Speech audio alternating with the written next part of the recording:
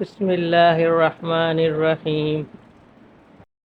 السلام علیکم ورحمۃ اللہ وبرکاتہ۔ حضرات شیخین رضی اللہ تعالی عنہ کا صدقے میں مقابلہ۔ حضرت عمر رضی اللہ تعالیٰ عنہ فرماتے ہیں کہ ایک مرتبہ حضور اقدس صلی اللہ علیہ وسلم نے صدقہ کرنے کا حکم فرمایا۔ اتفاقاً اس زمانے میں میرے پاس کچھ مال موجود تھا۔ میں نے کہا آج میرے پاس اتفاق سے مال موجود ہے، اگر میں ابو بکر رضی اللہ تعالیٰ عنہ سے کبھی بھی بڑھ سکتا ہوں تو آج بڑھ جاؤں گا۔ یہ سوچ کر خوشی خوشی میں گھر گیا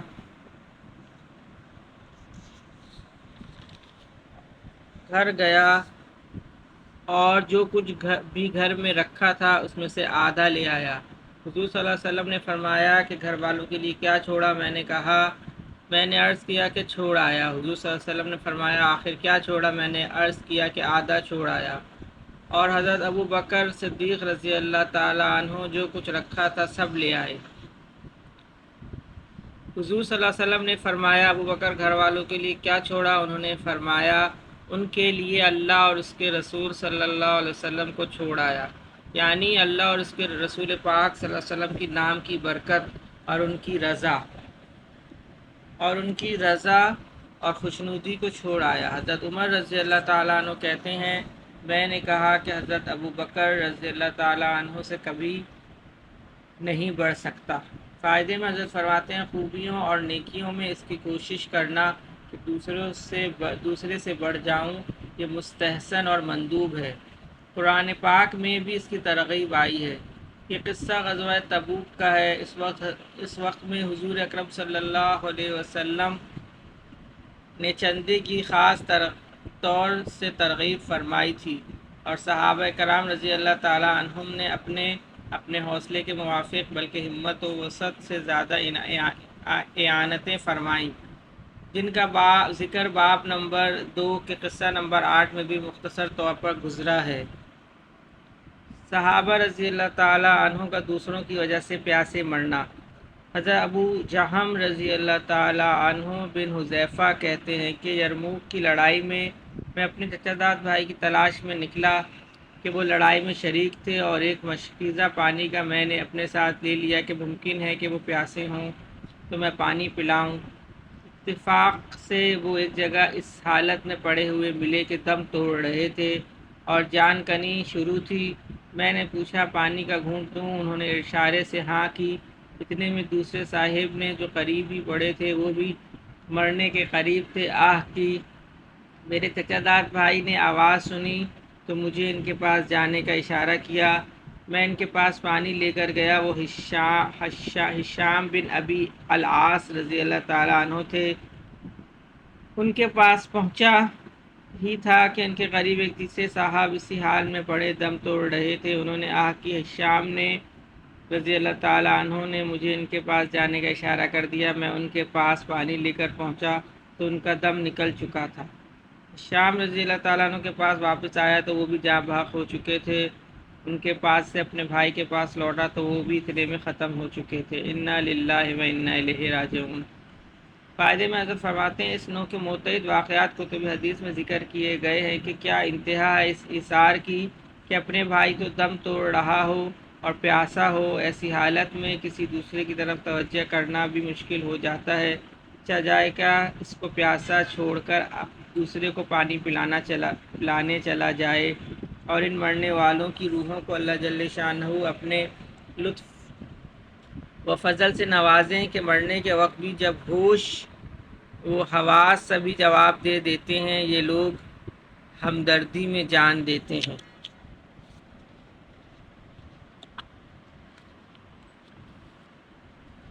فضائل نماز میں سے ہے، حضور اقدس صلی اللہ علیہ وسلم کا ارشاد ہے کہ آدمی کی وہ نماز جو جماعت سے پڑھی گئی ہو، اس نماز سے جو گھر میں پڑھ لی ہو یا بازار میں پڑھ لی ہو 25 درجہ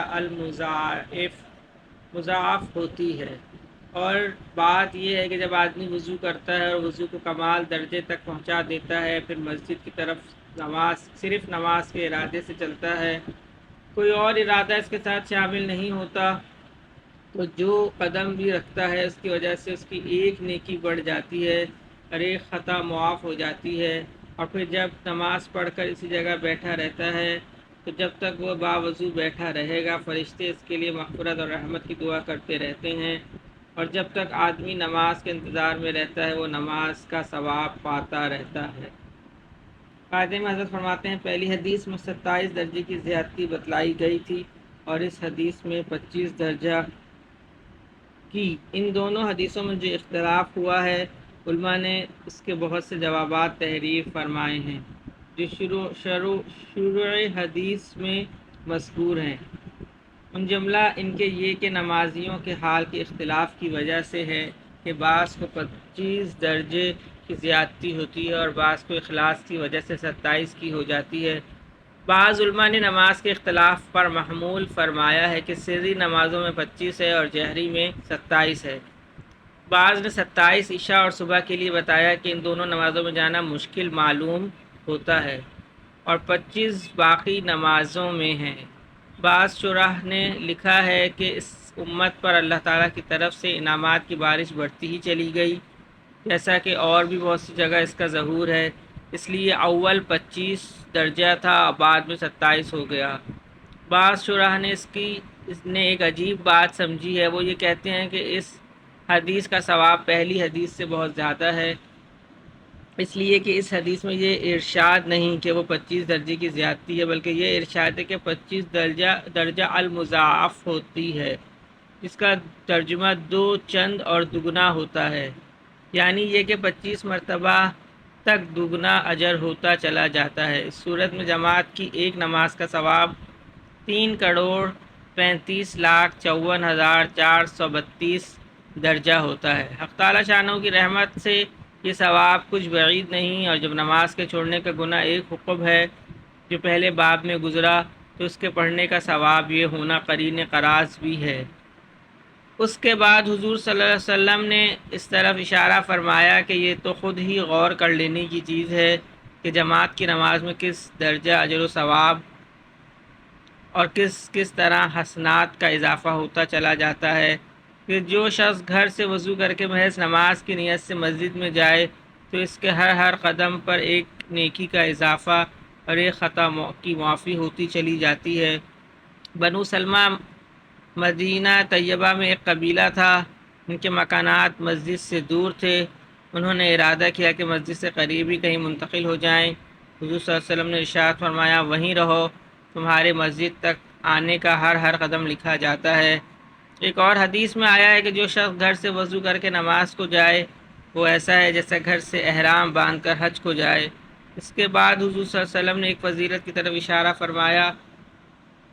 اشارہ فرماتے ہیں کہ جب نماز پڑھ چکا تو اس کے بعد جب تک مصلی پر رہے فرشتے مغفرت اور رحمت کی دعا کرتے رہتے ہیں۔ فرشتے اللہ کے مقبول اور معصوم بندے ہیں، ان کی دعا کی برکات خود ظاہر ہے۔